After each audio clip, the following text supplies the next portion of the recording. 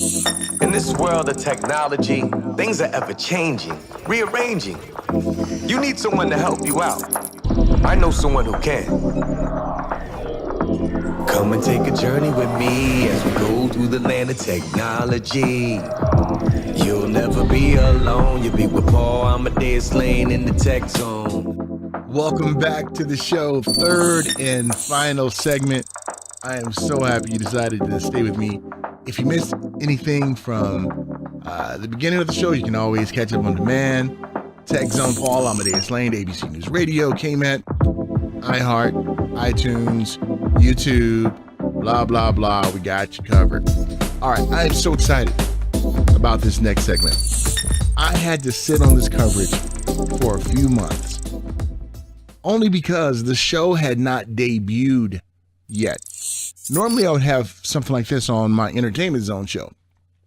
But the reason I wanted to put this on the Tech Zone, because it really talks about science and technology and what could be achievable for us.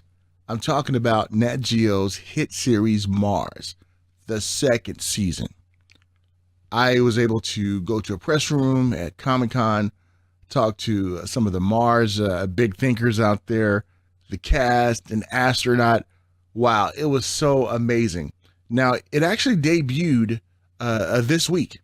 So if you haven't had a chance to check out the beginning of season 2, do it right now and catch up on season 1 too. It's a phenomenal series. I love it. And I had an opportunity to talk to several people. So I'd like to share some of the interviews that I was a part of. It's amazing. It's awesome. First up, we have Andy Weir. Andy is a Mars big thinker, best-selling author of The Martian and most recently Atlantis. Had a chance to talk with him and Susan Wise Bauer, who was also a Mars big thinker. She's a historian, colonization expert, and author of the History of the World series. Got a chance to catch up with them first to talk about Mars season 2. Why are we so intrigued with Mars? Well, I think it's because it's the next place that we haven't been. It's the next most obvious target for us. We went to the moon 50 years ago, so it's kind of a been there, done that mentality. And it's exciting. It's a planet. It's out there. It's red. It stands out. It's really unique. Venus is a no-go because it's the conditions there make it well beyond our technological ability to land there. But Mars is the next thing. Well, and there's an imaginative element to this too. I mean, we've been writing science fiction about Mars since the 19th century, not about the other planets. And I agree with you, something about the size, the color. This is where, invaders have been coming from. And now we finally have a glimpse of the technology that could help us get there, And what I think is fun is that our imagination always makes us think what Martians look like. Yes, I know, exactly. And now we're looking at, actually, we're going to be the Martians. It's almost a reverse invasion, right? And yeah. if there are Martians, they are going to be monocellular organisms. Yes. So. Awesome. So what are you looking forward to with season 2 coming up? Oh, well, I've actually seen it, so I can't speak to that because I don't want to blow any plot points, but Andy hasn't seen it. I haven't seen it at all, so I'm really looking forward to the interplay between the basically the miners or drillers or whatever they're called and the scientists. That seems like a really interesting interplay. There always seem to be drama with the labor and the brains, like was talked about by Andy, talking about the dynamic between the drillers and the scientists. Always, always, always. Now I had an opportunity to chat with the ones who are really responsible for putting this great project together. Dee Johnson. Dee is the executive producer and also a showrunner for Mars, and she has done stuff on Nashville and also ER, and also Dr. Stephen Petranek. Probably mispronounced his name, but that's not new if you've been watching the show for many times. I do that on a number of bases. He is the Mars scientific advisor, co-executive producer, and big thinker of the award-winning author of How We'll Live on Mars, on which the series is based. So let's hear what they have to say about the new season. So Stephen and Dee, let's talk about the challenges of life on Mars. Well, they are many. It's a very cold place. You can't breathe the atmosphere. If you go for a walk on Mars, you'll get about 2,000 times the exposure to the sun that you get on Earth. You get an instant sunburn. No sunblock on Earth will work there. You have to live pretty much underground to avoid the solar radiation. You have to create a breathable atmosphere because you can't breathe. You have to. There's plenty of water on Mars, but it's in the form of ice, and it takes a lot of energy to melt that ice. Unless we can find water underground, which may be a possibility. So it's very cold at night. It's minus 125 degrees at night. So it is a much worse place to be than a bad storm in Antarctica. And do you talk about the social aspect of living on Mars? Well, that was the fascination for me in coming in to do season 2, which was how is it to live on all those conditions that he just mentioned, and how could somebody sort of survive and not lose their mind or just completely freak out, and or how do these people coexist in a world where there is no 911, there's no cops, there's no army, and what happens when you don't get along? So those things interested me. Stephen and Dee really got into the nuts and bolts of what would life be like without no 911 and all these other things out there. I would love to live on Mars. I think that the simpler life is, the better off we are, and the less stress that we will be a part of. And our next interview takes us to my first, and that is interviewing an astronaut, Leland Melvin, former astronaut and author. And I got a chance to talk with Leland, who's been out in space, to ask him what he thought about, living on Mars. Now, Leland, it's an honor talking to you. Likewise. What made you want to be an astronaut in the first place?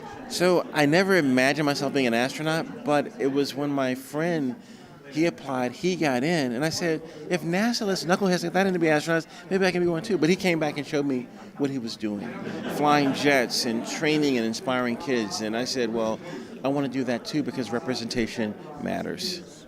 It's so true. And were you into sci-fi when you were growing up? A little bit. I wasn't a heavy sci-fi person. I read a few science fiction books, but I think I love tinkering and building and creating things, and I think that fueled my curiosity for just being a scientist and an engineer. And those were the foundational pieces to help me become an astronaut.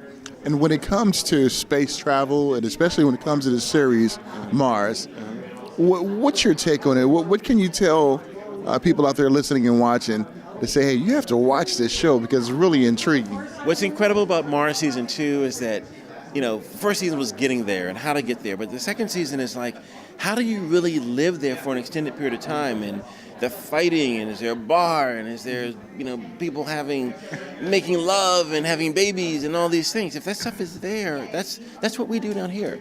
And so that's extending our planet to Mars and living and functioning in a society that's going to work, and having the right leadership to make sure that it does work. And do you think that we will see a two-way trip to Mars in our lifetime?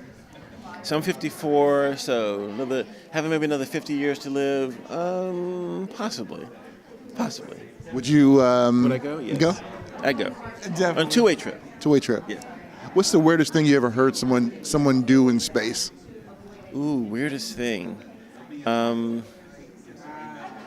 That's a good question.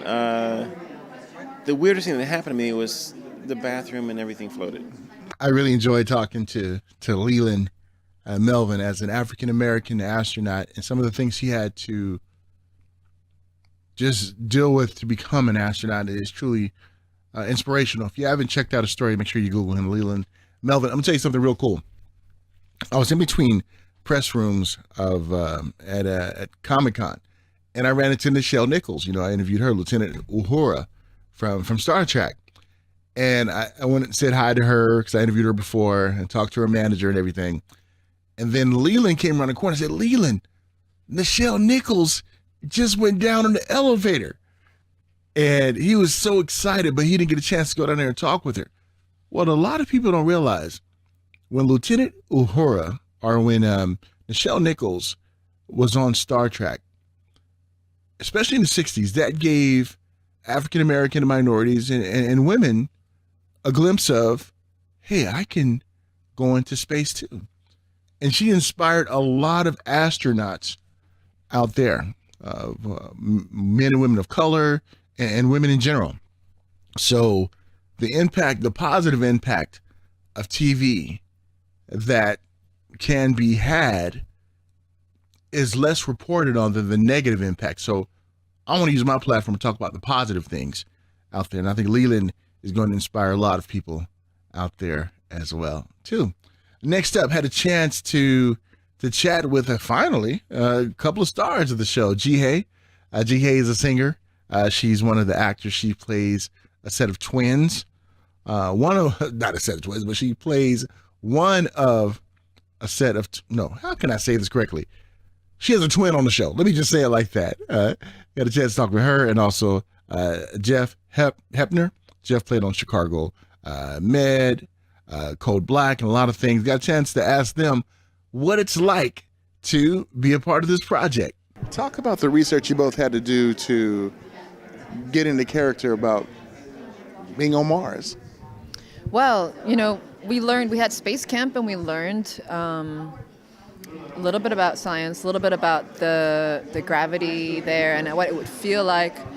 I also did personal research on what it takes to become an astronaut, what it takes to become a pilot. You'd have to have thousands of hours of flying time. So my character actually was in the Air Force and had an engineering degree and studied for a good 12, 15 years before she became who she became. Nice. And what about your character? I think a lot of the research for me was embracing how I react in really awkward situations, kind of like press, things like just embracing how, how sometimes you have to just fake it till you make it. I think if you trained, I don't care how much you trained on Earth to be on Mars, once you got there, you'd be like, I'm here. And I think there's an element of that I wanted to embrace as a character of maintaining some kind of semblance of leadership and strength while being scared out of my mind. Would you both ever go to Mars? I don't think so. No, I would not. I mean, if Mars was a bar down the street, I'd go. But I mean, the planet, no, I'm good. If Mars had a jungle and the sea, I would go. Now, playing these characters, did it open your eyes up to the reality of what life on Mars would really be like? I think so, absolutely. Very hostile, very dangerous, and claustrophobic. Yeah, claustrophobic.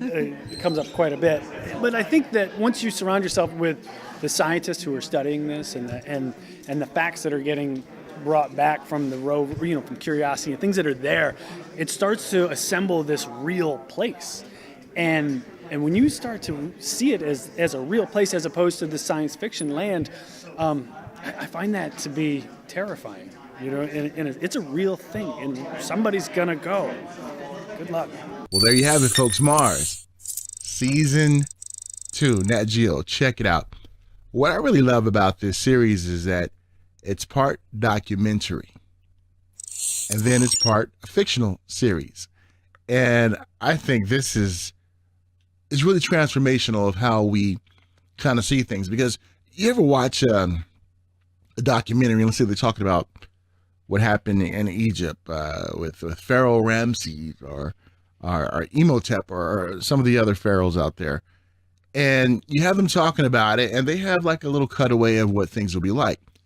What I like about Mars is that you see an actual series of things and events playing out, and Nat Geo is hitting a home run with this. So definitely go ahead and check it out. Now, will you go to Mars? I will if there's some brothers up there. If ain't no brothers up there, I ain't going up there. You get me up there trying to take me out. Yeah, I know what time it is. Well, thank you guys for tuning in to the Tech Zone.